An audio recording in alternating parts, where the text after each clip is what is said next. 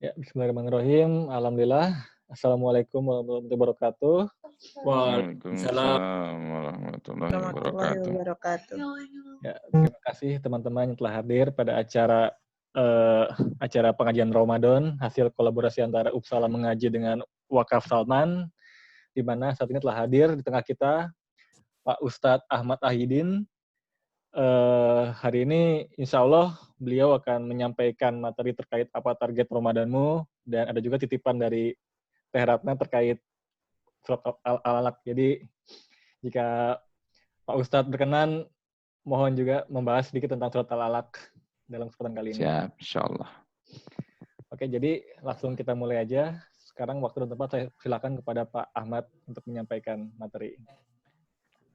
Bismillahirrahmanirrahim. Assalamualaikum warahmatullahi wabarakatuh.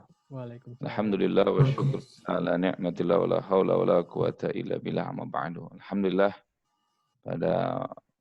kalau di sini malam hari, di sana sore hari, kita masih bisa silaturahim. Mudah-mudahan silaturahmi ini mendapatkan berkah dari Allah Subhanahu wa taala.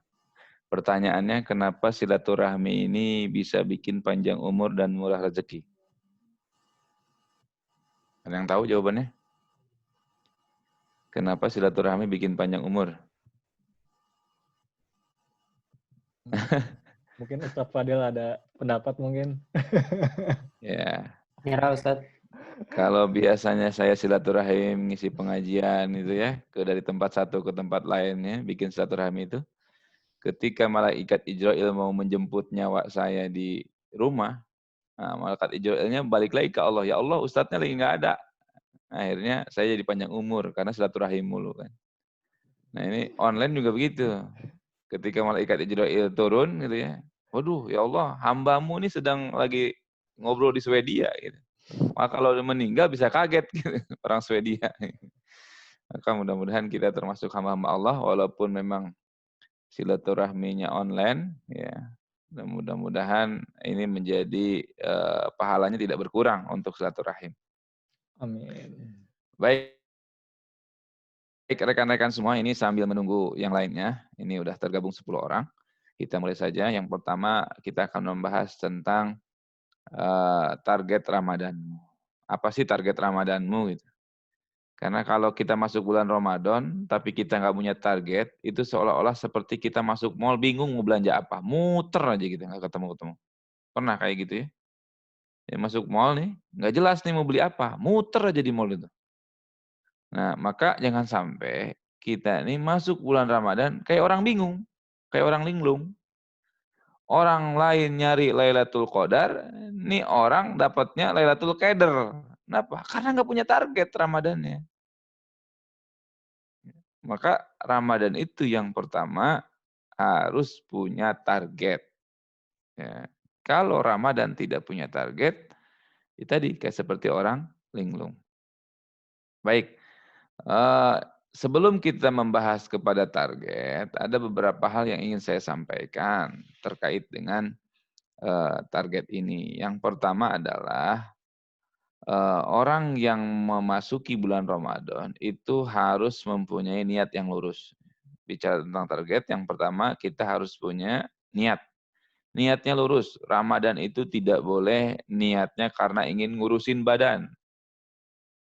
Ramadan itu tidak boleh niatnya karena ya kebetulan lagi nggak ada duit, lagi lockdown juga. Gitu. Tidak boleh dalam rangka penghematan Ramadan itu. Jadi murni Ramadan itu harus karena Allah, memenuhi panggilan Allah ketika Allah panggil, ya ayyuhalladzina amanu. Jadi kita yang pertama tuh niatnya harus merasa terpanggil karena kita sebagai orang yang beriman. Karena ayatnya ya ayyuhalladzina amanu kutiba alaikumusiyam kama kutiba alal ladzina min qablikum la'allakum tattaqun. Nah, maka kita harus merasa terpanggil karena kita orang beriman. Karena orang yang mampu melaksanakan puasa itu tergantung kepada keimanannya. Kalau imannya bagus, dia akan melaksanakan puasa dengan sesempurna mungkin. Amalan wajib, amalan sunnah dilaksanakan semua, gitu ya. Tapi kalau imannya lebih rendah, bisa jadi tidak hanya puasa saja. Kamin so'imin laisa lahu jaja ilal juwal atas. Banyak orang yang berpuasa, tapi cuma dapat lapar dan dahaga. Kenapa? Karena tergantung pada kualitas imannya. Orang yang nggak punya iman, imannya tidak terpanggil karena tidak punya iman, maka dia bisa jadi tidak puasa. Atau pura-pura puasa. Maka yang pertama yang paling penting buat kita adalah memperbaharui niat. Niatnya harus lurus karena seraya menggapai ridho Allah, memenuhi panggilan Allah karena kita dipanggil oleh Allah, ya ayyuhalladzina amanu kutiba alaikumusiyam. Hai orang yang beriman, berpuasalah kalian sebagaimana orang-orang terdahulu berpuasa sebelum kalian. Yang kedua, sebelum kita mempunyai target di bulan Ramadan ini, adalah bahas target, adalah kita harus punya pedoman namanya. Apa pedoman puasa? Ilmu. Jangan sampai kita puasa tidak punya ilmu. Dikatakan wa kullu man ya'malu bighairi ilmin amaluhu mardudatun la tuqbal. Barang siapa yang beribadah, beramal soleh, tapi tidak tahu ilmunya, maka amalnya ditolak oleh Allah Subhanahu wa taala. Salat nggak tahu ilmunya, mardud, ditolak oleh Allah Subhanahu wa taala. Baca Quran, tidak tahu ilmunya, mardud. Malah jadi dosa. Wal ahdu bi tajwidi hatmun lajimun malam yujawidil Quran asimun. Barang siapa orang yang membaca Al-Quran tidak pakai ilmu tajwid, maka bisa jadi baca Al-Qurannya malah jadi dosa. Innallaha alimum bidati sudur. Pakai ain. Innallaha alimum bidati sudur. Kalau nggak pakai tajwid, dia baca. Innallaha alimum bidati sudur. Itu mainannya udah beda. Beda A dengan A itu berbeda. Sesungguhnya Allah alimum maha tahu bidati sudur terhadap hati-hati kalian. Tapi kalau alimum bidati sudur sesungguhnya Allah sangat pedih atas hati-hati kalian. Kan ini makna yang sudah mulai bergeser manakala kita tidak tahu ilmunya. Begitupun puasa. Puasa itu harus tahu ilmunya. Makanya pentingnya ngaji. Pentingnya mempelajari ilmu karena ibadah kita harus makbul, jangan sampai mardud. Ya. Jangan sampai ibadah kita mardud. Nah, oleh karena itu, penting buat kita untuk mempelajari ilmu terkait dengan apa itu rukun puasa. Banyak orang yang saya tanya, rukun puasa ada berapa? Bingung dia. Rukun puasa apa tuh Ustaz? Rukun puasa itu ada 2. Yang pertama niat, yang kedua al-imsak anil muftirat. Yang pertama niat, nawaitu shauma ghadin daripada sahur Ramadan hadis nanti pada Allah Ta'ala. Yang kedua adalah al-imsak anil muftirat. Menahan dari segala hal bentuk yang dapat membatalkan puasa. Baik secara pahalanya, baik secara fisik puasanya. Karena banyak kata Nabi, kam min shaimin laisa lahu jaza ilal jul atas. Banyak orang berpuasa tapi nggak tahu ilmunya, maka puasanya hanya dapat lapar dan dahaga. Gitu ya. Jadi pedoman ini. Yang kedua, setelah niat itu adalah pedoman. Ya, harus pakai ilmu puasa itu. Ada orang suami istri gitu ya. Kemudian lupa dia berhubungan badan dia, maka itu ada aturannya. Yang pertama idqa raqabah, membebaskan hamba sahaya. Hamba sahayanya enggak ada. Maka yang kedua adalah puasa 2 bulan berturut-turut. 1 bulan aja nggak kuat, gimana 2 bulan berturut-turut. Terus bagaimana kalau 2 bulan nggak kuat? Akhirnya it'amu sittina miskinan, memberikan makan kepada 60 fakir miskin. Ukurannya berapa? Miskin itu apa? Ini kan jadi ilmu lagi. Maka yang terpenting dari setelah niat adalah ilmu atau pedoman. Karena puasa itu perlu ilmu. Yang ketiga adalah bekal. Nah, sebelumnya ngomongin target nih ya. Bekal, kemarin kita bekalnya udah mantap belum? Bekal ini macam-macam. Ada bekal materi. Nah, jangan sampai kita karena tidak punya materi akhirnya ketinggalan sunnah-sunnah puasa. Mohon maaf ya, orang ya itu jarang sekali mengakhirkan makan sahur. Atau ada orang yang tidurnya jam 12, jam 1, akhirnya bangunnya subuh saja, nggak sahur dia. Padahal sahur itu adalah sunnah mengakhirkan sahur. Sunnah lagi adalah sunnah menyegerakan buka puasa. Itu sunnah lagi. Kalau buka disuruh buru-buru, kalau sahur disuruh mengakhirkan. Ini kebaikan Allah dalam puasa. Dan itu menjadi sunnah. Nah maka bekal yang pertama adalah bekal materi. Jangan sampai kita untuk beli kurma aja nggak ada uang. Jangan sampai kita untuk beli kolak aja nggak ada uang. Kita disunahkan berbuka dengan yang manis, dengan kurma atau yang manis atau air putih. Nah akhirnya keutamaan puasa tidak kita raih cuma karena kita tidak mempersiapkan bekal. Itu yang pertama, bekal materi. Yang kedua, bekal ilmu tadi, balik lagi. Ilmu juga jadi bekal, jangan sampai kita udah puasa tapi nggak tahu niat bagaimana, ya nggak? Terus kalau tiba-tiba Ustadz, saya tiba-tiba lagi puasa siang hari, mimpi basah. Nah, itu bagaimana tuh? Apa batal puasanya apa enggak, kan gitu.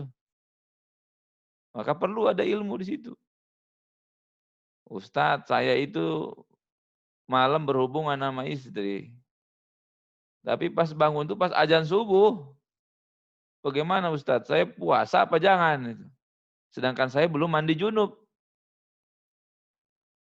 Nah ini ilmu. Maka bekal yang kedua adalah bekal ilmu. Dan yang ketiga, watazawwadu fa inna khairaz zadi taqwa. Berbekalah kalian dan sebaik-baiknya bekal adalah ketakwaan kepada Allah Subhanahu wa taala. Nah, ini penting nih. Ya, jadi niat, pedoman, bekal. Makanya doa Nabi mengajarkan kepada kita itu bahwa doa bulan puasa itu Allahumma barik lana fi Rajab wa Sya'bana wa balighna Ramadhana. Pertanyaannya kenapa doa ini itu dari bulan Rajab? Pertanyaannya. Kenapa enggak Allahumma balighna Ramadan saja gitu? Tidak ada Allahumma barik lana fi Rajab wa Sya'bana wa balighna Ramadhan. Karena secara teori gitu ya. Persiapan menjelang Ramadan tuh Nabi melakukannya 2 bulan sebelum bulan Ramadan.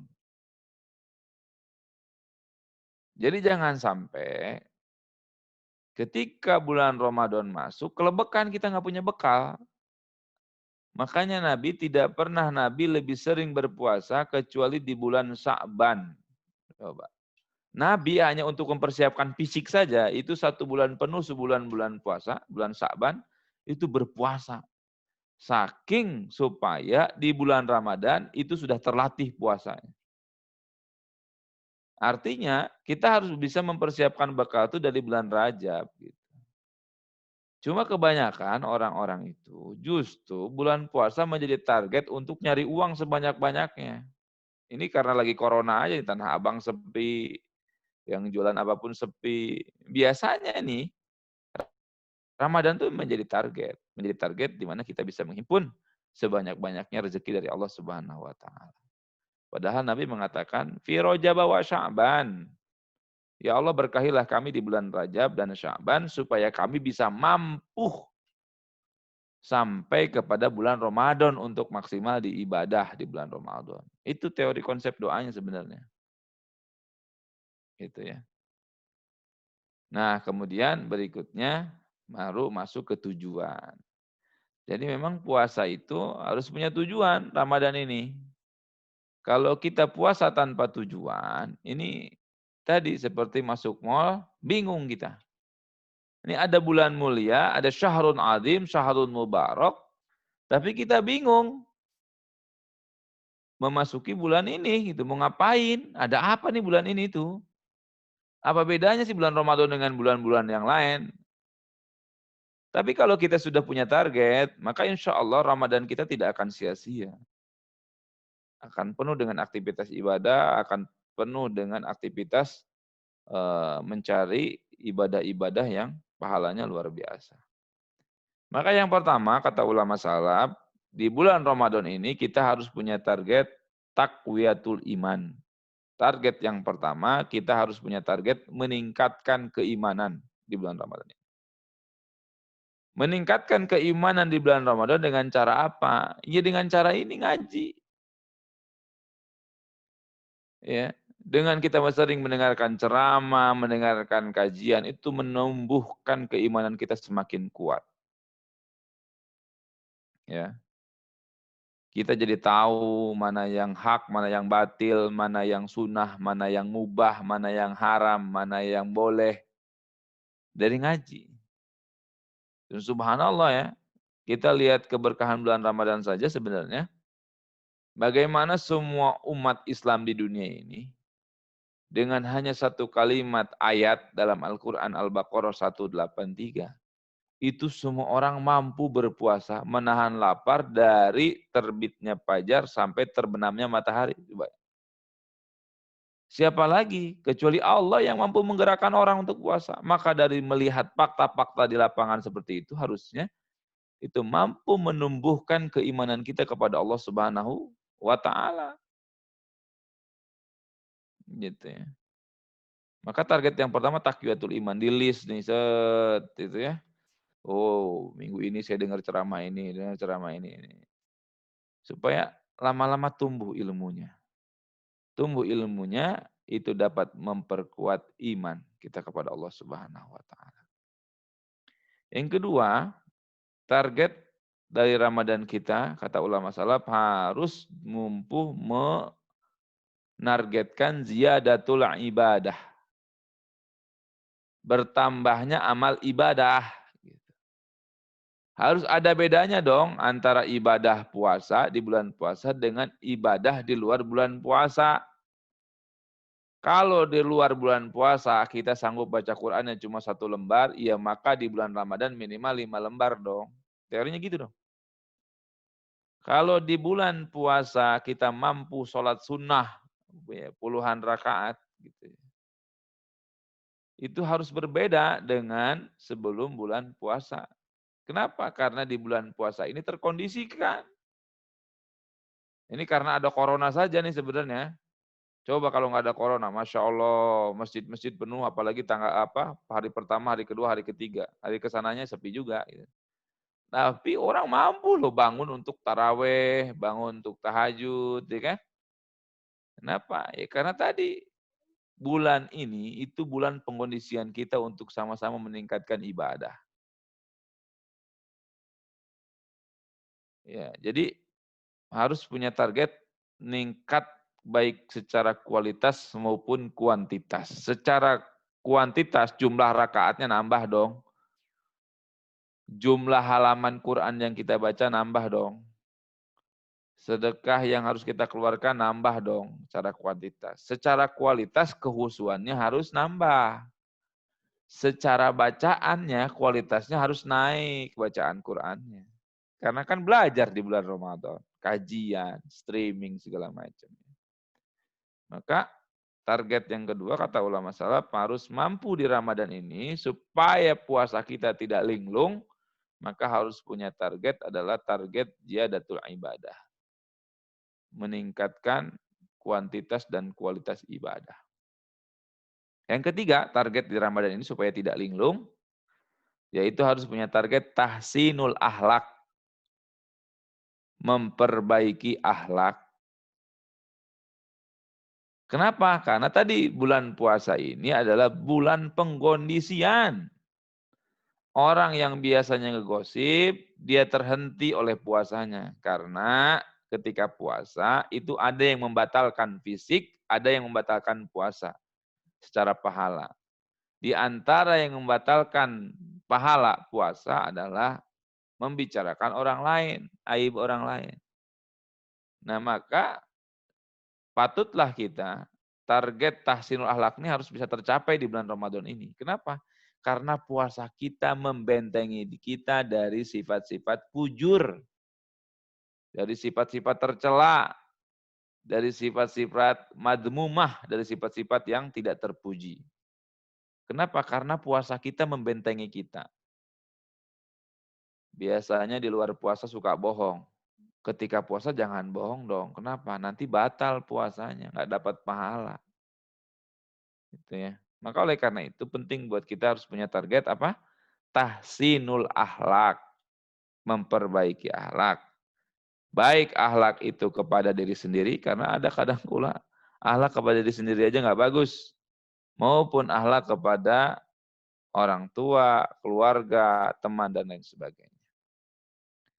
Itu target yang ketiga. Supaya tidak linglung puasa kita harus punya target tahsinul akhlak. Yang keempat, supaya tidak linglung kita masuk ke bulan puasa, kita harus punya target tagfiruz dzunub, diampuninya dosa-dosa kita. Bukankah bulan puasa ini adalah bulan magfirah, bulan ampunan? Maksimalkanlah kita puasa. Ya. Maka oleh karena itu perbanyak tobat kepada Allah Subhanahu wa taala. Mudah-mudahan kita diampuni dosa-dosa kita oleh Allah Subhanahu wa taala di bulan puasa ini. Karena Allah menunggu. Ya, ini khusus di bulan puasa ini Allah nunggu. Yuk, mana hamba-hambaku yang bertobat? Mana hamba-hambaku yang ingin menyucikan dirinya? Mana hamba-hambaku yang menyesali perbuatan dosanya? Come to me, kata Allah. Datanglah kepadaku, Allah akan ampuni. Allah akan berikan ampunan kepada siapapun yang ingin bertobat kepada Allah Subhanahu wa taala. Magfirah, syahrul magfirah. Bulan ampunan. Maka oleh karena itu, target yang keempat, ini harus benar-benar kita fokuskan untuk sama-sama banyak tobat. Taubatan nasuha tentunya, bukan tobat sambal. Ya, taubatan nasuha yang supaya kita bisa diampuni dosa Allah Subhanahu wa taala. Kemudian yang kelima, kata ulama salaf, supaya kita tidak linglung masuk ke bulan Ramadan ini, kita harus punya target istijabati doa. Kita harus punya target doa kita terkabul di bulan ini. Karena kenapa? Bulan Ramadan ini termasuk bulan yang makbul. Di dalam Islam itu ada dua kaidah. Ada yang namanya makom ijabah, ada namanya saatul ijabah. Makom ijabah itu artinya tempat-tempat mustajab. Saatul ijabah itu adalah waktu-waktu mustajab.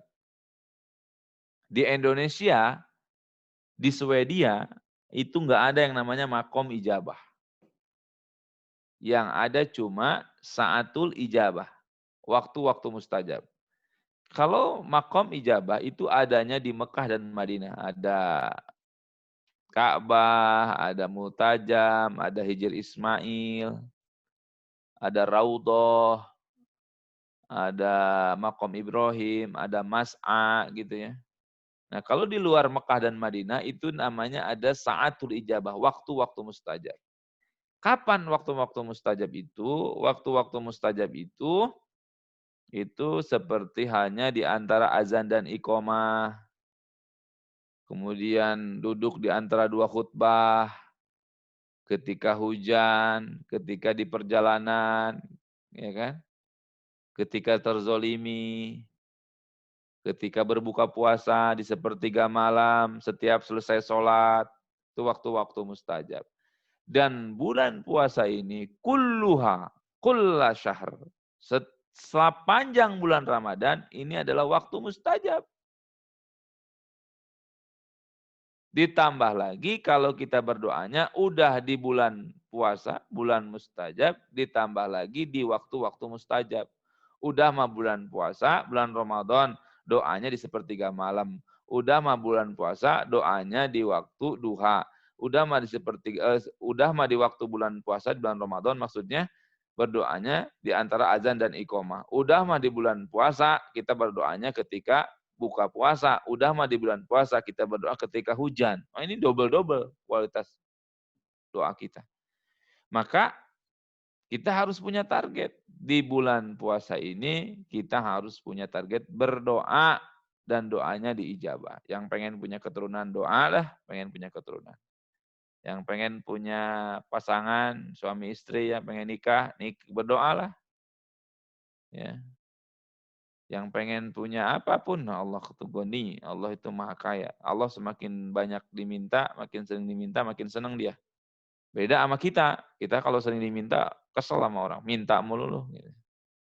Nah, oleh karena itu, Penting buat kita itu untuk punya target. Berikutnya adalah target diijabahnya doa atau terkabulnya doa di bulan Ramadan. Maka perbanyak doa, perbanyak zikir, perbanyak minta Allah, perbanyak minta sama Allah. Doa huwal ibadah. Doa itu adalah ibadah. Dan doa itu pasti diijabah, Bos. Ya, doa itu pasti diijabah. Ada doa yang diijabah langsung sesuai dengan permintaan kita. Ada doa yang diganti oleh Allah sesuai dengan kebutuhan kita. Kita mintanya yang diinginkan, tapi Allah mintanya yang kita butuhkan. Ada yang Allah tunda, mintanya sekarang, Allah ijabahnya nanti belakangan. Ada yang Allah minta ini, Allah ganti dengan yang lebih baik. Ya, misalkan kita minta motor oleh Allah kasihnya mobil. Gitu ya. Ada kayak gitu. Nah, dan ijabah terkecil dari sebuah doa adalah pahala. Jadi kalau berdoa kita di dunia kemudian gak dijabah oleh Allah, sesungguhnya Allah ganti dengan pahala nanti kita ketemu di surga Allah Subhanahu wa taala. Jadi bentuk terkecil daripada ijabah doa adalah pahala, ajrun, pahala. Maka jangan pelit-pelit berdoa. Dan kemudian kalau berdoa tuh jangan pelit, jangan buat tanya diri sendiri. Berdoa untuk semua kaum muslimin wal muslimat. Wah, ini keren ini. Ya, Mas Danar, Mas Fadel gitu doa tuh, ya Allah, saya pengen punya mobil baru, saya pengen lulus cepat. Jangan untuk sendiri.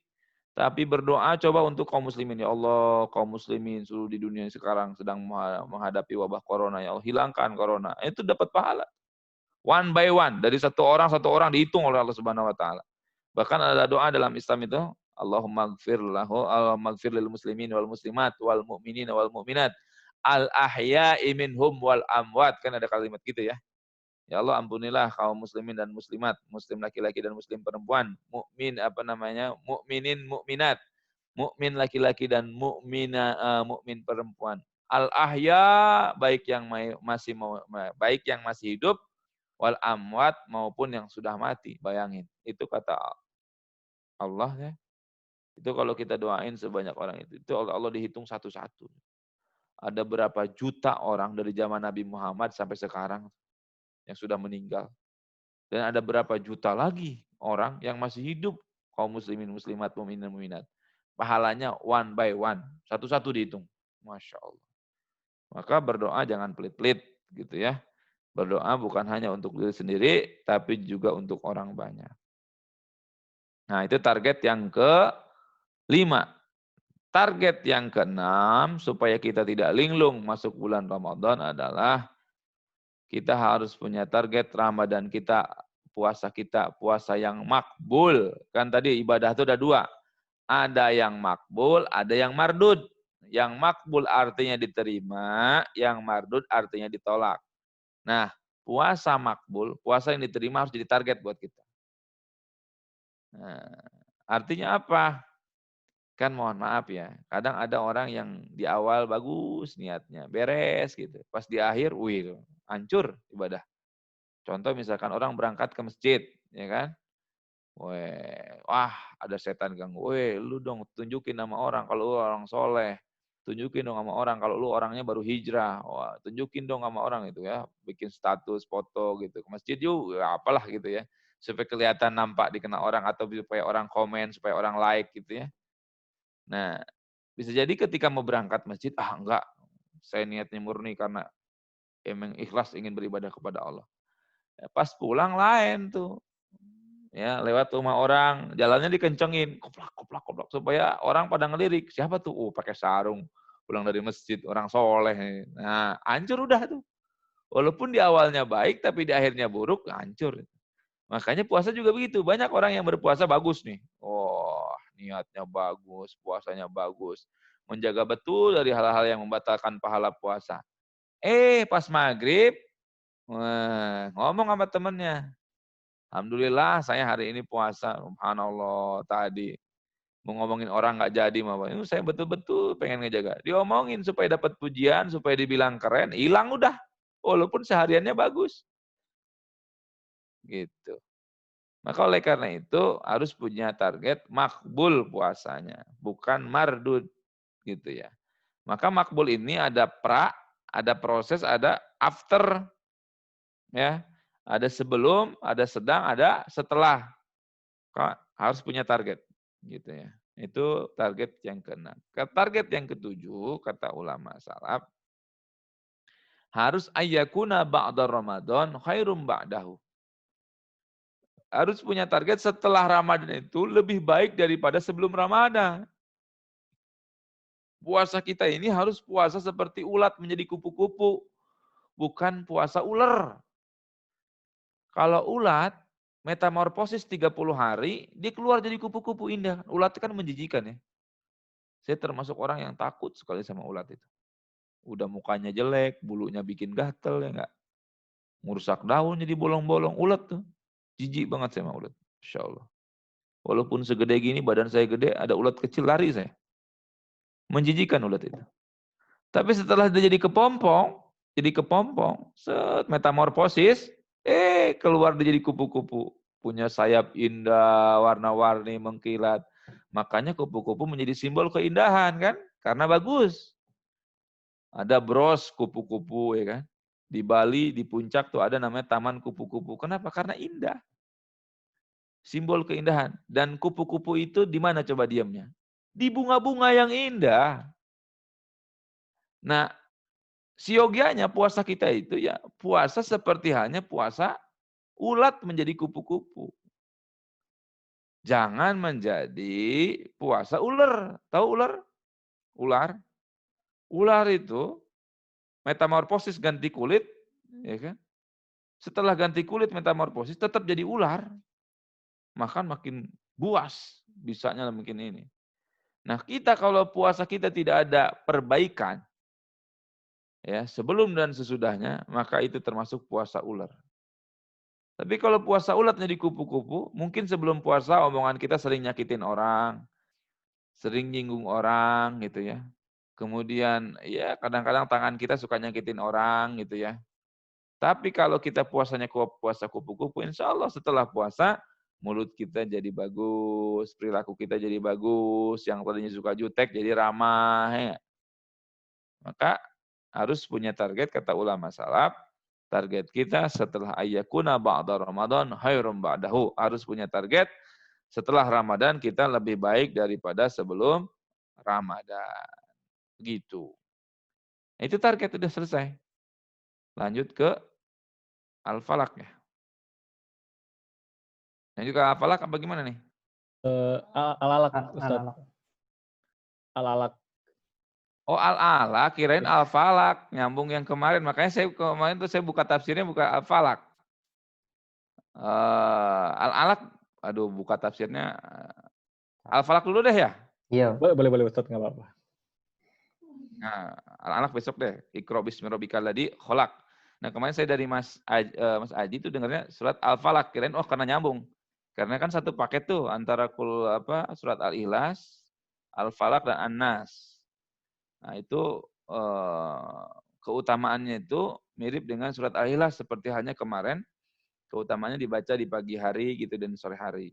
Makanya saya bilang, nyambung kali ini 3 surat, 3 kul gitu. Oh, ternyata Al-Alaq ya. Besoklah insya Allah kita bahas lagi. Ada kan setiap malam minggu kan? Iya Ustadz. Oke.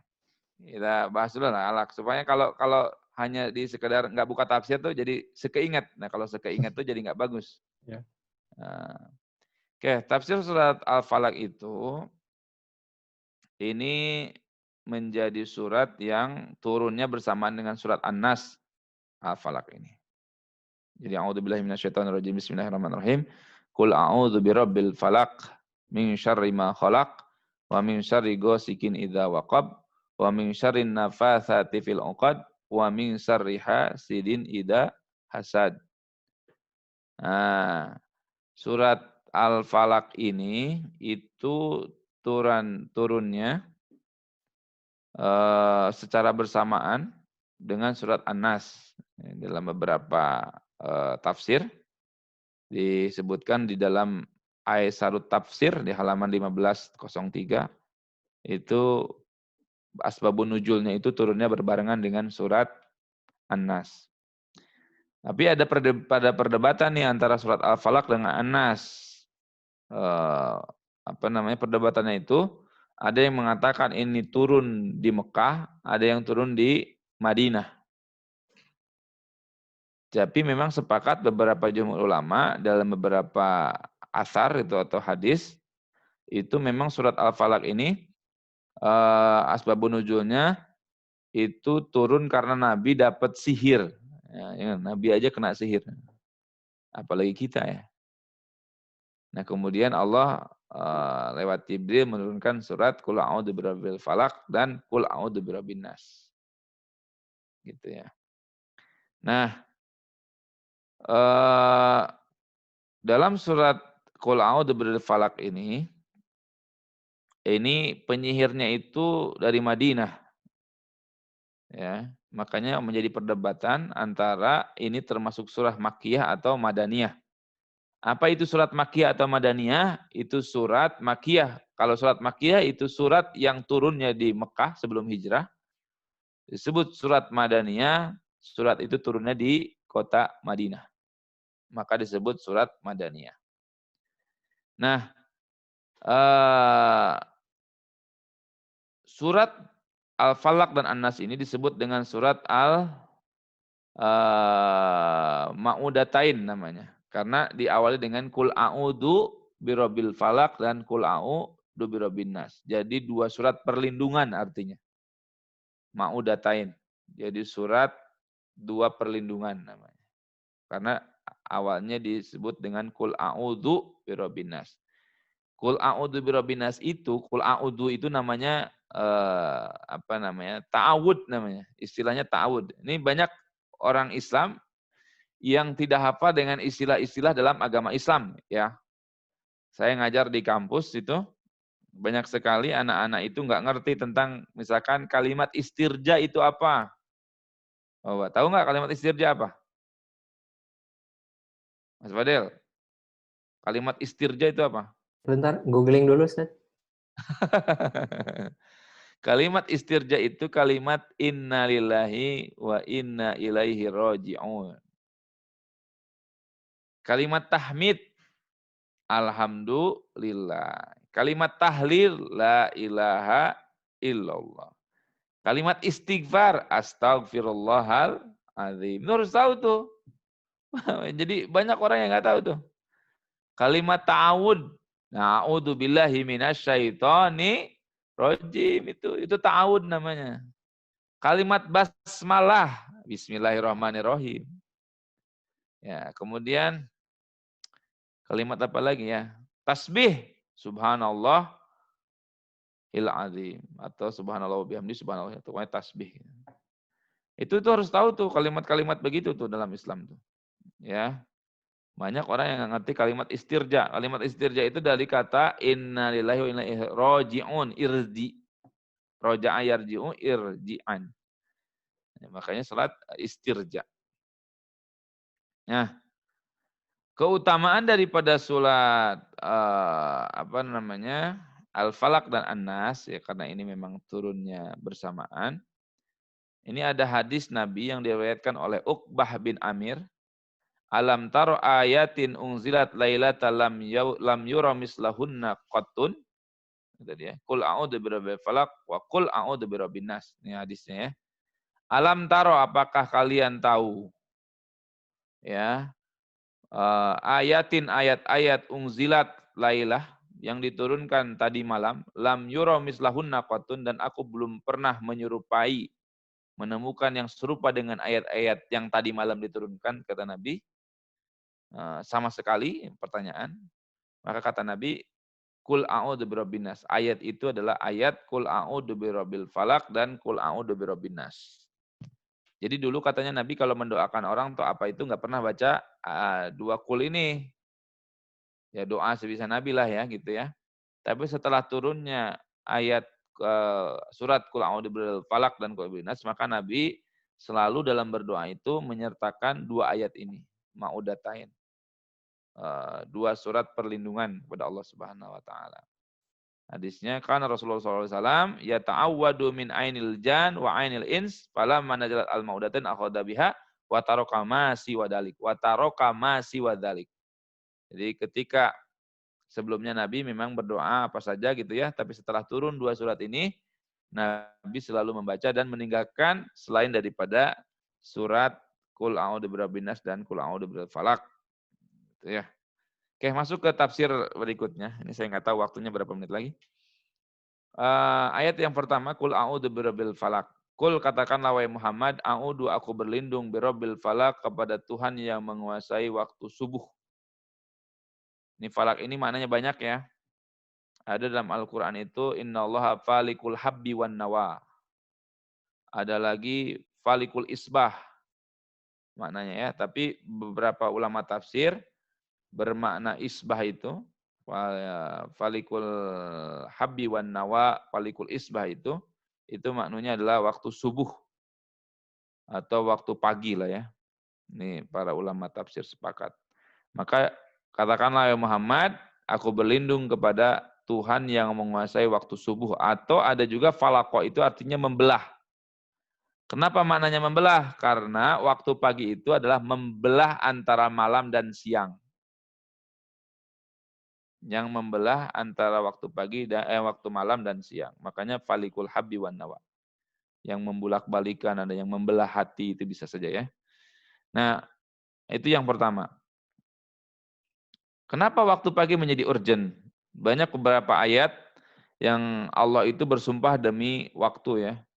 Walaili demi waktu malam, wasubi demi waktu subuh, waduha demi waktu duha, wan nahari demi waktu siang, walaili demi waktu malam. Karena ada urgensitas kita harus memperhatikan waktu. Ya. Al-waktu kasaib, waktu itu seperti pedang. Apabila kita tidak bisa menggunakan pedang tersebut, maka kita akan terpotong oleh pedang tersebut. Kalau kita tidak bisa menggunakan waktu dengan sebaik mungkin, maka kita akan dipermainkan oleh waktu. Nah, maka kenapa kenapa Allah dalam beberapa ayatnya itu selalu mengkaitkan dengan waktu? Karena waktu dalam agama Islam itu sangat urgent. Oke. Qul a'udzu birabbil falaq. Katakanlah wahai Muhammad, aku berlindung kepada Tuhan yang menguasai waktu subuh. Ta'awud, a'udzu itu ta'awud. A'udzu billahi minasyaitonir. Aku berlindung. Dan isti'adah itu menjadi ibadah dalam Islam. Ingat ya. Jadi a'udzu billahi min dzalik. Pernah dengar enggak? Kalimat a'udzu billahi min dzalik. Misalkan ada sesuatu yang enggak suka kita atau enggak enak atau kita enggak mau, berlindung kepada Allah. A'udzu billahi min dzalik. Aku berlindung kepada Allah dari hal tersebut, dari perkara tersebut yang diomongkan, yang dilihat gitu ya. Nah, maka dalam Islam berta'awud itu adalah ibadah. Karena kalau berta'awudnya bukan kepada Allah, artinya ini berta'awud kepada Allah yang ibadah itu. Karena kalau berta'awud kepada selain pada Allah itu namanya musyrik. Syirik namanya. Maka tidak boleh. Maka berta'awud kepada Allah, meminta perlindungan kepada Allah, itu adalah merupakan ibadah. Ya. Karena dulu banyak orang-orang yang meminta perlindungan kepada jin. Nah, kata Allah, maka ketika mereka itu minta perlindungan kepada Allah, justru Allah menambahkan rasa takut kepada mereka. Itu ada dalam wa annahu kana rijalun minal insi ya'uduna birijali minal jinni fazadahum rahaqa. Bahwa dulu banyak orang-orang yang minta perlindungan kepada jin, tapi sesungguhnya Allah kasih ketakutan yang lebih daripada mereka yang telah berbuat meminta perlindungan kepada Allah. Oke. Tafsir yang kedua, wa min syarri ma khalaq. Jadi Nabi Muhammad disuruh berlindung kepada Allah, ya. Yang keduanya, dan berlindung kepada Allah dari keburukan makhluknya. Nah, ini makhluk itu macam-macam ya. Ada jin, ada manusia, ada pohon, ada benda, makhluk Allah semuanya. Makhluk itu apa sih? Ciptaan Allah. Jadi Allah menyuruh kita berlindung kepada Allah dari makhluk Allah. Dari kejelekan atau keburukan makhluk. Syarrun. Ya, kita berlindung kepada Allah dari orang yang dengki kepada kita berlindung kepada Allah dari orang yang tidak suka sama kita berlindung kepada Allah dari orang yang mau mencelakakan kita Kita berlindung kepada Allah dari orang-orang yang tidak suka terhadap kita. Kita berlindung kepada Allah dari fitnah orang-orang yang tidak suka kepada kita. Kita berlindung kepada Allah dari orang-orang yang membenci kita. Kita berlindung kepada Allah dari keburukan orang yang mau membegal, yang mau mencopet, yang mau apapun yang hal-hal buruk kepada kita, kita berlindung kepada Allah Subhanahu wa taala. Min syarri ma khalaq, dan dari keburukan makhluk-makhluk Allah Subhanahu wa taala. Nah, atau kita juga artinya bisa jadi kita juga berlindung kepada Allah dari misalkan ya, kita punya rumah ini makhluk Allah. Nah, tapi kita berlindung dari ambruknya rumah. Nah, ini min syarri ma khalaq. Kita punya kendaraan ini bisa membuat kita selamat, bisa membuat kita celaka, tabrakan artinya kan. Nah, kita pun berlindung kepada Allah dari tabrakannya melalui kendaraan makhluknya Allah. Atau kita berlindung juga dari pohon yang tumbang. Ya, atau kita berlindung juga dari keburukan manusia, misalkan dari keburukan pasangan kita, gitu. Dari keburukan orang-orang sekeliling kita, dari penipu, dari orang yang mengadu domba kita, dari orang yang memfitnah kita. Itu artinya ya, min syarri ma khalaq. Atau dari nafsu kita. Nah, dari keburukan nafsu. Inna nafsa la amaratun bisu illa ma rahima rabbi. Sesungguhnya nafsu itu lebih condong kepada keburukan. Ya kan? Kita kalau lihat perempuan pengennya, oh cakep nih si orang, oh cakep nih perempuan. Nah itu kita berlindung kepada itu. Kita punya motor bagus, ada teman kita punya motor lebih bagus lagi, motor orang lain lebih bagus. Akhirnya kita ngerasa motor kita jelek. Nah itu juga min syarri ma khalaq, dari keburukan makhluk-makhluk Allah adalah ciptaan Allah. Makanya ada doa kan? Wa na'udzu billahi min syururi anfusina, dan kita berlindung kepada Allah dari keburukan diri kita sendiri. Ya, kita ini punya keburukannya malas, keburukannya pendendam, keburukannya emosi. Maka ada doa Allahumma na'udzubika min syururi anfusina wa min sayyiati a'malina. Kan ada ya. Innal hamdalillah nahmaduhu wa nasta'inu wa nastaghfiruh wa na'udzu billahi min syururi anfusina. Dan kita berlindung kepada Allah dari keburukan diri kita sendiri. Artinya nafsu. Tafsir ayat ketiga, wa min syarri ghasikin idza waqab, dan dari keburukan atau kejahatan malam apabila telah gelap gulita. Nah, ini ada apa namanya? Kenapa orang tua dulu tuh kalau waktu maghrib tuh suruh anak-anaknya masuk rumah? Ya karena ternyata setan itu di waktu sore itu gentayangan di waktu maghrib itu. Makanya kalau kita punya anak atau kita sendirilah ya, waktu maghrib itu segera masuk rumah, tutup jendela, tutup hordeng, segala macam. Karena di situ dalam hadis Nabi, itu ada yang namanya jin-jin berkeliaran. Sehingga memungkinkan kita kerasukan jin, gitu ya, digodain jin, gitu, diisengin jin. Nah ini kadang orang-orang sekarang maghrib masih di luar, gitu, masih pada nongkrong. Gitu. Maka harus hati-hati, harus banyak zikir, karena waktu waktu petang antara menjelang maghrib sampai setelah maghrib itu adalah banyaknya jin berkeliaran. Itu ya. Gosikin itu maknanya al-lail, idza waqab, apabila gelap gulita, apabila malam telah gelap gulita. Gitu ya. Ada dalam ayat lain, aqimis sholati lizuluki samsi ila ghasakil lail. Sampai gelap malam, gitu ya. Malam yang gelap artinya gitu ya. Itu makna daripada wa min syarri ghasikin idza waqab. Jadi Allah menyuruh kita untuk berlindung daripada malam atau petang yang sudah gelap. Kemudian yang keempat, wa min syarri nafasati fil uqad, dan dari kejahatan wanita-wanita tukang sihir. Ini kenapa nafasat? Ya karena banyakan dulu tuh penyihir-penyihir tuh perempuan. Makanya kita juga di film-filmnya anak-anak itu penyihir tuh selalu nenek-nenek. Kita juga ada film Mak Lampir dulu ya. Gunung Merapi apa nih? Apa sih kisah gunung? Ya, ini Mak Lampir itu. Itu perempuan juga. Nah, itu makanya dalam Al-Qur'an juga wa min syarrin nafasat, yaitu penyihir-penyihir perempuan yang menghembuskan pada buhul-buhul, pada ikatan-ikatan. Buhul itu ikatan-ikatan. Jadi kalau apa namanya orang mau sihir itu kan suka ada kain putih gitu ya. Kemudian dalamnya dikasih apa gitu, terus diiketin, itu buhul namanya. Jadi sihir ini sepanjang zaman akan tetap ada. Selama di situ ada ma'ruf, pasti di situ ada mungkar. Selama di situ ada orang yang ingat kepada Allah, di situ pasti ada sihir. Maka sihir itu tidak akan hilang sepanjang sejarah manusia. Karena setannya nggak pernah mati kan. Setan itu kan fa'angdirni ila yaumi yub'atsun. Ya, setan itu diminta untuk tidak dimatikan sampai kepada hari kiamat. Ya. Banyak kita berlindung dari sihir tuh. Terus selain 3 qul huwallahu ahad, qul a'udzu falaq, qul a'udzu birabbin nas, kemudian a'udzu bikalimatillahi tammati min syarri ma khalaq. Kemudian bismillahilladzi la yadurruhu ma'asmihi syai'un fil ardi wala fis sama'i wa huwas samiul alim. Itu juga ayat-ayat perlindungan lah ya pada Allah Subhanahu wa taala dari sihir atau buhul-buhul. Kemudian tafsir yang kelima, ayat yang kelima adalah wa min syarri hasidin idza hasad, dan dari kejahatan apabila pedengki mendengki. Wa min syarri, dan dari keburukan hasidin orang yang berhasad, orang yang mendengki, idza hasad apabila ia dengki. Hasad adalah berangan-angan hilangnya nikmat yang ada pada orang lain agar pindah kepada diri kita. Orang yang kebeli mobil baru, kita yang sakit.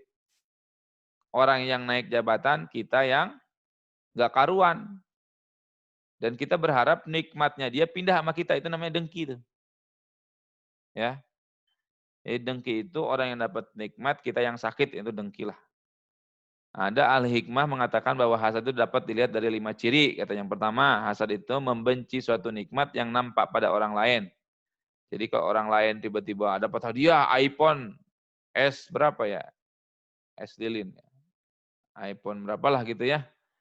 Nah, itu kita yang sakit hati. Kenapa dia sih yang menang? Kenapa bukan gua? Gitu. Nah, itu dengki, hati-hati. Nah, dan dengki ini akan menghapuskan amal kebaikan kita, kama ta'kulun nar ala khotab.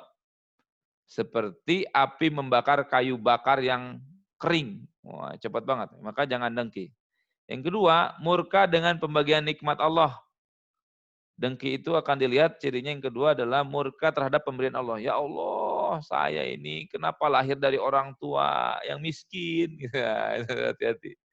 Ya Allah, kenapa saya ini karirnya cuma begini, ya Allah, kenapa saya itu jodohnya dia, kenapa? Nah, itu hati-hati ciri. Yang ketiga, bakhil, kikir dengan karunia Allah, padahal karunia Allah diberikan kepada siapa yang dikehendaki. Pelit, awas. Pelit itu juga termasuk bagian daripada ciri daripada dengki. Kenapa? Karena dia ngerasa ketika rezeki dia dibagikan, rezeki dia berkurang dan orang lain dapat nikmat dari dia. Itu dengki. Yang keempat, tidak mau menolong wali Allah atau orang-orang yang beriman. Atau menginginkan hilangnya nikmat dari orang lain. Itu pun dengki. Yang kelima, menolong musuhnya yaitu iblis. Orang yang dengki itu sesungguhnya menolong iblis. Karena orang-orang yang dengki itu adalah temannya iblis. Nah, ada yang harus diwaspadai dari dengki ini adalah munculnya penyakit ain. Ini harus saat ini. Ain ini nyata jelas adanya ya. Jadi ain itu apa sih? Salah satu dampak daripada hasud atau dengki adalah ain, pandangan hasad. Apabila seseorang melihat pada orang lain kenikmatan kemudian hatinya merasa tidak suka, dia menimpakan ain pandangan mata dengan penuh rasa dengki pada orang lain. Ain ini dapat menyebabkan seorang mati, sakit atau gila. Ain ini benar adanya dengan izin Allah. Di beberapa kasus pada zaman Nabi, ain ini memang ada. Makanya ada a'udzubika limatillahi tam wa min kulli syaitani wa ainil lamah. Ada doanya ya. Kita berlindung kepada Allah dari ain. Nah, ain ini bisa jadi ada orang yang mati mendadak, ini penyakitnya bisa jadi ain. Hati-hati apabila orang dipuji sama orang gitu, itu bisa menimbulkan ain. Orang dibenci sama orang, itu menimbulkan ain. Itu hati-hati ain. Nanti kapan-kapan kita bahas ain yang lebih detail lah ya. Kemudian berikutnya wa min syarri ma udah ya. Udah ya. Ida hasad ya, selesai. Wa min syarri hasidin ida hasad. Jadi hasad ini yang paling berpengaruh adalah terkait dengan khususnya penyakit ain. Nauzubillah. Gitu. Qul a'udzu birabbil falaq min syarri ma khalaq wa min syarri ghasikin idza waqab wa min syarri nafasati fil 'uqad wa min syarri hasidin idza hasad.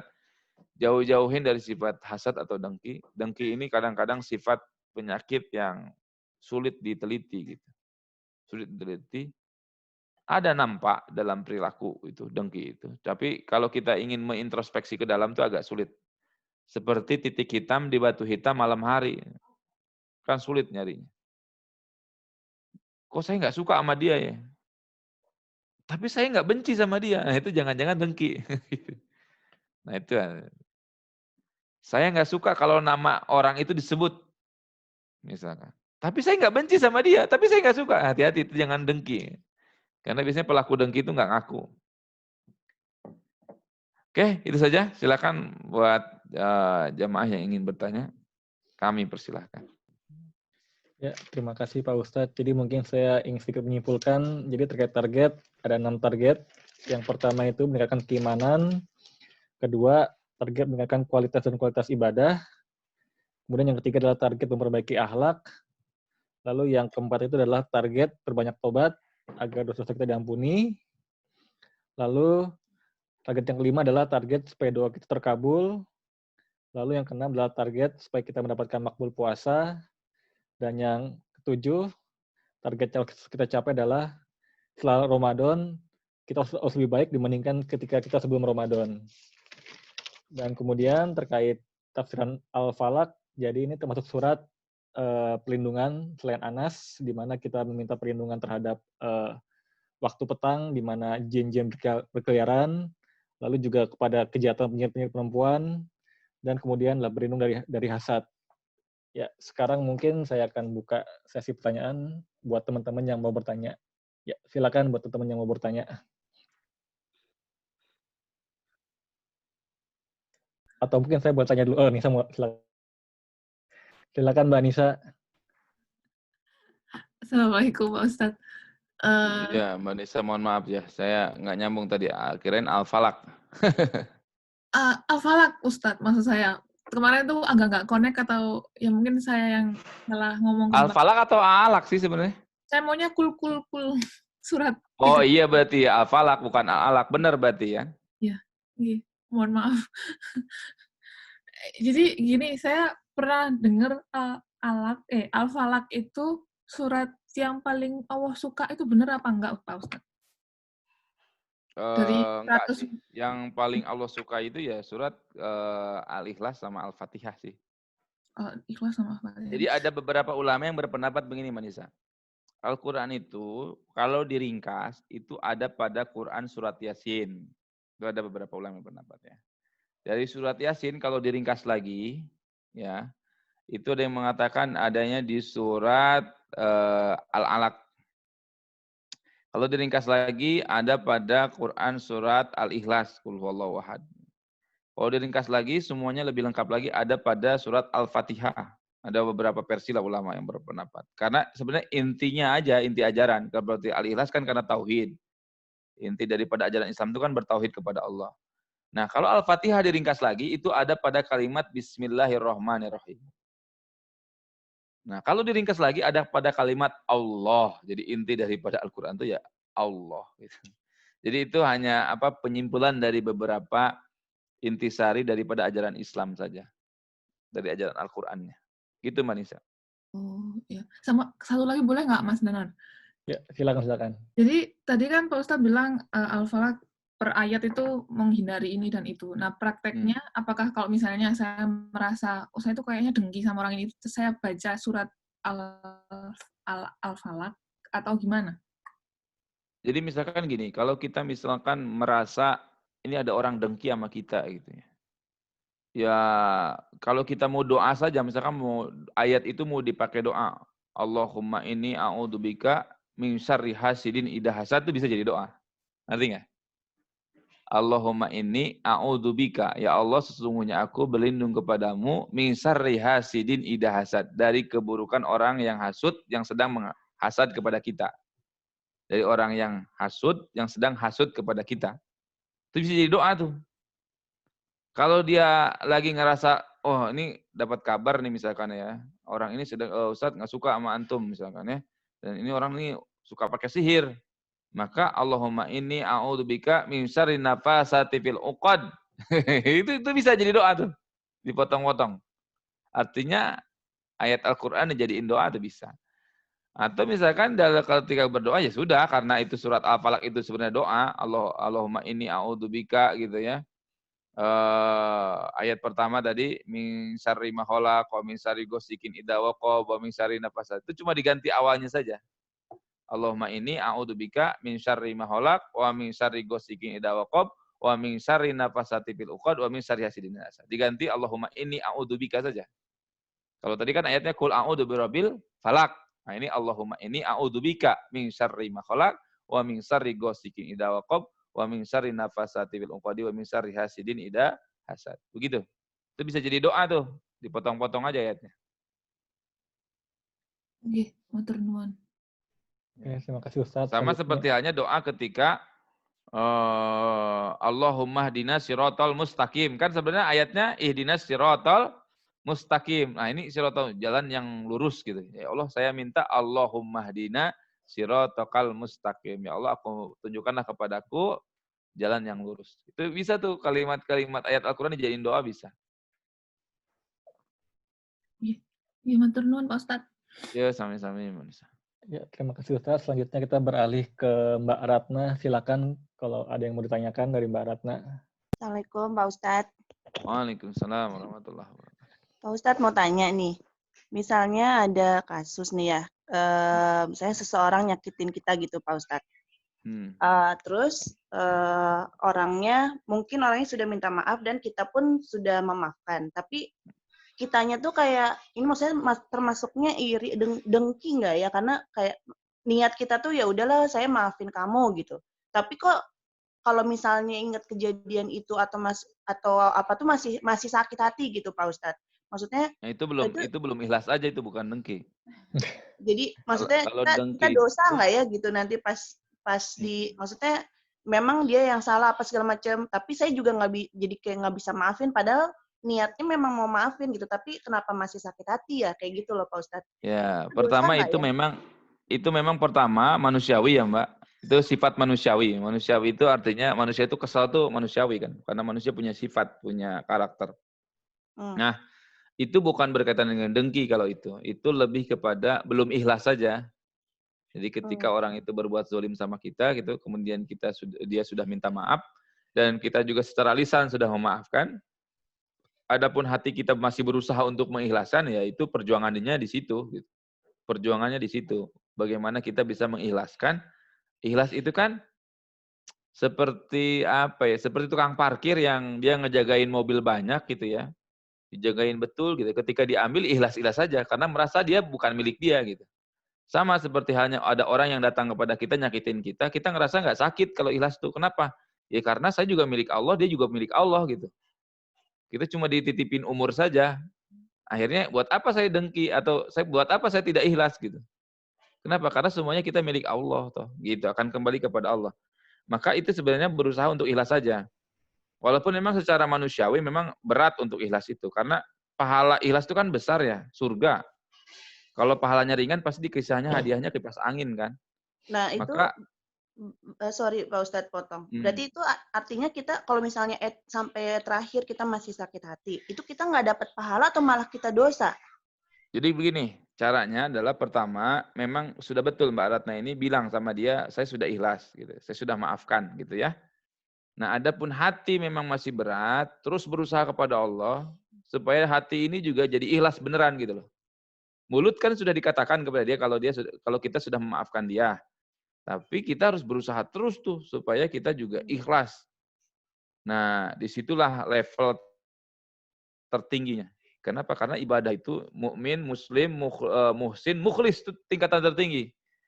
Jadi kalau kita sudah bicara tentang ikhlas, maka itu level nilai agama yang ada dalam diri kita udah pada puncak tertinggi. Ya, maka intinya seperti halnya gini, Pak. Bagaimana Ustadz ya supaya ibadah nggak ria? Kan orang lihatnya beda lagi. Ya udah, niatan karena Allah, ya aku berlindung kepada Allah dari sifat ria. Udah berusaha aja untuk supaya tidak ria. Sama juga, Ustadz gimana ya kalau saya ini masih belum memaafkan dan belum ikhlas? Ya udah berusaha aja untuk ikhlas. Insya Allah disitulah justru ikhtiar kita supaya ikhlas, Allah nulis pahalanya di situ gitu. Gitu Mbak Ratna. Jadi tetap harus berusaha supaya ikhlas. Adapun nanti lama-kelamaan, seiring dengan ikhtiar kita untuk mengikhlas, biasanya ikhlas itu datang sendiri. Dengan cara apa? Dengan cara lupa. Saya udah lupa, udah nggak sakit hati juga. Gitu. Biasanya gitu. Jadi berlindung kepada Allah dari tidak ikhlas dan semoga hati ini semakin ikhlas. Karena memang kadang-kadang begitu. Saya nggak benci sama kamu, tapi kok saya hati itu masih kesel gitu. Kalau ketemu mah nggak benci saya gitu. Tapi hati ini berat. Nah itu situ berlindung kepada Allah, semoga kita bisa ikhlas gitu aja udah. Siap, Dan Pak Ustadz. Hatur nuhun. sami-sami. Kemudian lanjut ke Mbak Diana, silakan kalau ada yang ingin ditanyakan. Ya, Assalamualaikum Pak Ustadz. Waalaikumsalam warahmatullahi wabarakatuh. Ya, sebenarnya aku punya pertanyaan lain, tapi mungkin masih mau nyambung ke pertanyaan Teh Ratna. Jadi kan misalnya tadi Teh Ratna misalnya bilang tadi ada yang mungkin menyakiti kita gitu, terus nanti gimana? Nah, kalau pertanyaan saya adalah gimana kalau misalnya ada orang yang tidak sengaja mungkin menyakiti kita, dia sebenarnya mungkin nggak tahu atau entah sengaja atau entah tidak sengaja, tapi itu ternyata menyakiti kita. Nah, jadi kan mungkin kita bisa jadi mungkin kita memilih untuk nggak bilang ke dia, kamu nyakitin aku, misalnya saya prefer untuk saya nggak bilang kalau kamu nyakitin saya, tapi boleh nggak sih Ustadz saya memandang bahwa ini tuh berarti mungkin saya tuh dizolimi, jadi bisa nggak sih misalnya saya ini masuk nggak sih dalam kategori misalnya saya ingin berdoa karena saya dizolimi, masuk nggak sih kategori itu? Jadi sebagai instead of daripada saya nggak ikhlas, gimana kalau saya balik aja ini menjadi hal yang positif? Oh mungkin saya bisa berdoa sebagai doa-doanya orang yang terzolimi, jadi mungkin bisa lebih diijabah, jadi mungkin bisa lebih ikhlas. Itu masuk kategori itu nggak sih? Bisa masuk kategori itu atau Jadi enggak? pertama kalau ada orang Mbak Dina, kalau ada orang misalkan dia secara tidak sadar itu menzolimi kita, maka kita harus berhusnuzon itu. Yang pertama itu berhusnuzon sama orang. Jadi berbaik sangka sama orang. Iya. Bahkan mungkin ada orang yang kelihatannya kayak sengaja banget zalim sama kita, bagusnya kita tuh berhusnuzon. Mungkin dia tidak ada maksud nyakitin kita, itu lebih bagus tuh. Ya, lebih bagus itu yang pertama ya. Jadi berhusnuzon itu lebih utama. Kepada siapapun yang nyakitin kita itu harus lebih utama kita berhusnuzon, berbaik sangka bahwa dia itu memang tidak ada niat nyakitin kita. Kan kadang-kadang gitu ya, dianya nggak ngerasa nyakitin kita, kitanya sakit bener gitu. Ada yang begitu ya, banyak ya. Misalkan dianya sih kayak biasa-biasa saja, tapi kita yang ngerasa parah banget disakitin sama dia. Maka yang paling utama sikap seorang muslim adalah berbaik sangka terhadap orang tersebut. Yang kedua, kalau memang kita terlalu sakit kemudian ingin mengklarifikasi ataupun ingin membenahi ini, maka tabayun. Tabayun. Cara kedua adalah meminta keterangan, meminta penjelasan dengan datang secara baik-baik. Akhina, ikhwat, akhwat atau wahai ukhti ya akhi gitu ya. Afwan, saya ada masalah sedikit dengan antum. Mudah-mudahan ini tidak membuat antum tersinggung, tapi sungguh ini menjadi pemikiran buat saya sendiri terkait dengan hal ini. Apakah betul antum ini begini? Andaikan begini-begini, afwan, saya itu sangat tidak enak. Tapi syukurlah kalau memang antum tidak ada maksud ini. Itu yang kedua lakukan tabayun. Jadi muslim itu dengan cara yang baik insya Allah jadi ahsin ila muhsin, berbuat baik kepada orang yang berbuat baik. Itu lebih baik daripada kita menjadi penyakit diri gitu loh. Padahal orang yang lainnya nggak ada maksud nyakitin kita malah jadi dengki kan. Ketika kita merasa tersakiti kan kita jadi dengki kadang-kadang. Harusnya itu kita berbaik sangka, karena dengan berbaik sangka dengki kita hilang. Dendam kita hilang. Ananiah kita hilang. Maka kalau kita memang ingin membenahi, maka tabayun, datangi dengan jelas. Jangan sampai justru malah melebar kemana-mana, padahal orang yang menzolimi kitanya itu nggak nyadar. Karena nggak ada maksud bisa jadi. Maka yang pertama adalah berhusnuzon, berbaik sangka pada orang tersebut. Yang kedua tabayun. Setelah memang tabayun memang dia punya maksud kepada kita, ya sudah, berusahalah kita untuk bisa memaafkan. Walaupun dia kadang-kadang nggak meminta maaf. Karena urusannya itu di hadapan Allah bukan bagaimana cara mereka menzolimi kita, tapi bagaimana cara kita menyikapi zolim orang kepada kita. Ya. Menyikapi orang yang zolim terhadap kita. Itu penilaian kita di hadapan Allah. Bukan bagaimana cara orang, dia benci banget sama kita. Itu urusan dia sama Allah. urusan kita dengan Allah adalah bagaimana kita menyikapi orang yang zalim kepada kita. Kita maafkan atau tidak, itu doang masalahnya. Nah kadang-kadang orang ketika dizalimi orang tuh mikirin orang itu, kamu dosa banget tuh, masuk neraka lu, dosanya banget sama gua gitu kan. Padahal kata Allah, yang urusannya itu adalah bagaimana menyikapi orang itu berbuat zalim bersama kita. Kita ngapain tuh? Bikin dendam, jadi dendam dalam hati, atau kita mampu memaafkan. Gitu Mbak. Iya, oh Dina. iya Pak, maksudnya sekalian aja, bukan gimana ya, maksudnya kadang-kadang kan kita pengen doa, maksudnya saya tuh doa orang zalim itu maksudnya, saya doa ini buat kebaikan saya, misalnya, semoga nanti sukses, kayak gitu-gitu, maksudnya tadi, cerita kayak gitu. Itu Bukan doa yang baik-baik buruk. boleh. Iya, maksud saya itu doa yang baik-baik. Boleh Ya, nggak kayak gitu? Jadi maksudnya boleh. untuk membantu kita ikhlas juga gitu kan. Kadang Boleh. berusaha, tapi kan berusaha itu kan susah ya, berusaha ikhlas. Jadi gimana kalau kita ganti mindset, jadi kita doanya itu untuk yang baik-baik, misalnya kayak gitu. Ketika kita merasa terzolimi, kita menjadi kesempatan buat kita untuk berdoa kepada Allah, karena itu menjadi waktu yang mustajab untuk kita berdoa. Tapi adapun orang yang berbuat zalim sama kita, kita harus berbaik sangka gitu. Itu benar itu. Jadi kalau kita merasa terzolimi, doa yang baik-baik. Ya mungkin itu aja sih. Sebenarnya saya mau nanya lagi satu sih soal yang tips doa. Jadi kan tadi Bapak bilang, maaf ya, ini cepat aja Pak. Tips doa kan kadang-kadang saya itu suka malu gitu karena misalnya doanya kurang bagus gitu. Terus mungkin tiap hari doanya sama atau mungkin kurang indah. Soalnya saya pernah dengar cerita-cerita orang zaman dulu kalau ngasih doa itu bagus-bagus gitu, merendah tapi tetap ya gitulah. Maksudnya mungkin adakah tipsnya, tapi cepat aja Pak biar pada nggak ngantuk ya. Terima kasih.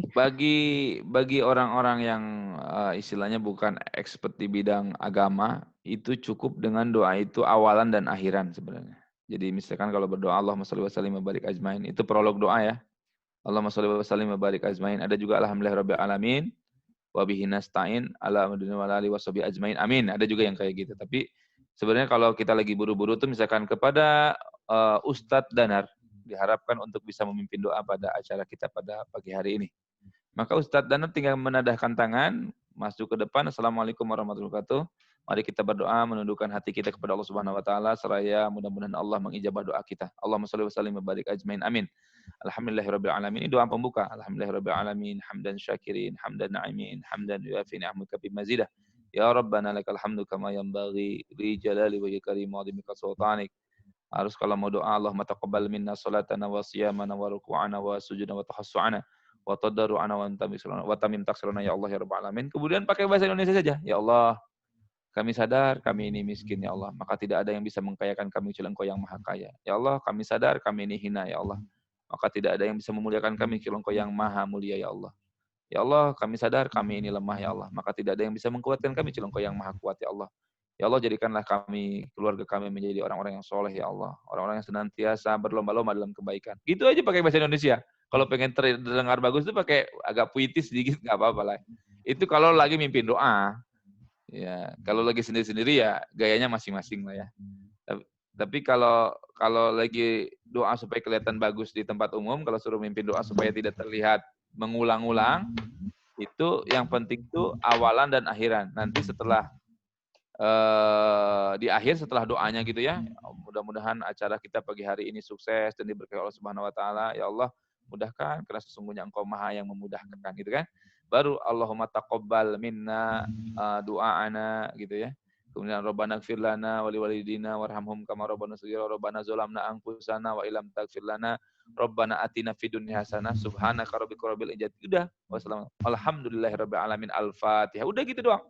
Itu bagi orang yang simpel dalam memimpin doa. Gitu ya.